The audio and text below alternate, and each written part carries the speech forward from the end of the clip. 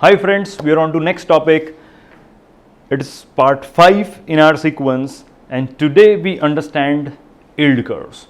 Very important concept. So if you are investing in equity market, or if you are say interested in debt market, understanding yield curve is very important. So that's the topic. I'm going to highlight how should you look at and all those things, but it's very important to look at. Let us understand two simple components. The simplest approach to observe interest rates in the market is to draw yield curve from the YTM of traded bonds. So now these bonds should have two characteristics. One is that they should be available for different maturities, and another thing is that credit risk should not change. So essentially I am talking about government bonds, so which are available with different maturities, and whatever be the maturity, credit risk does not change, because government bonds in India are known as sovereign securities. Now see, this year 1, 2, 3 and goes up to 30 years. So government bonds are issued with a maturity of 1 year and go as long as 30 years. And here I put in different rates. I find out different YTMs and then I create a curve. This curve is known as yield curve. Definitely the real life situation is going to be different. It would be zigzag. However, I would also let you know that there have been many types of yield curves which you can draw. Here I am talking about YTM curve, which is not going to be as smooth. It is going to be choppy. So the YTMs of traded bond is used as an approximation of the interest rate for given term to maturity of bonds. Now you can also understand that if I am having yield curve ready, I can also value those bonds which are not actively traded in the market. Okay, now we have to understand some more things which are very connecting to our real life studies. Now when we talk about yield curve, what is so important is shape of yield curve and not the rates.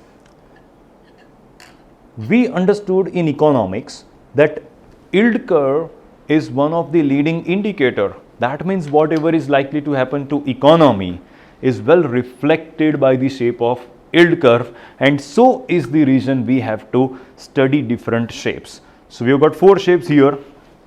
First, upward sloping. This is the most common kind of yield curve and most desired yield curve in any of the economy, because it indicates with increase in maturity, say 1 year, 2 year, 5 year, 10 year and 30. As I go ahead with different maturities, what I observe is increasing rate of interest, and that is a good signal that there is a long-term demand of money. People are demanding money for long-term, and so is the reason some economic activities going on which will give some fruits in future, indicates healthy economy. Another kind of yield curve which we can see here is inverted or say downward sloping, which indicates that with increase in maturity, interest rate falls down. So if I am investing for 2 years and I have also an opportunity to invest for 10 years, understand that my 10-year security will give me lesser interest compared to 2-year security. Surprising that it prevails when economy is likely to enter into recession. I would like all of you to visit a website once that is known as yieldcurve.com. There you would find both US and UK treasury curves, and start looking from year 2005 onwards. You will get to know all these things. You will see the changes in shape of yield curve around 2005-6, what went wrong with the shape of yield curve, what happened to the global economy, Indian stock markets. Most of the things would be clear to you. Third one in the sequence is flat yield curve. It indicates transition in the economy. We don't know what is going to happen. First of all, it indicates that whatever be the maturity, say I invest for 2 years or 10 years, rate remains same. So indicates transition in the economy. We have to wait for further rates to, or say curves to evolve. And last one, it's a humped yield curve, says that for a shorter period interest rate increases, but over a longer period of time interest rate falls down. Our analysis is based on the rates for short term and long term. If long term rates are higher than short term, it is upward. If long term rates are lower than short term, it is inverted or say downward.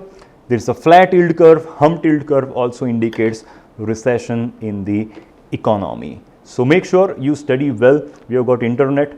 You can go to the website which I suggested. It's a wonderful topic to study. If you are investing in stock market, you must look at it.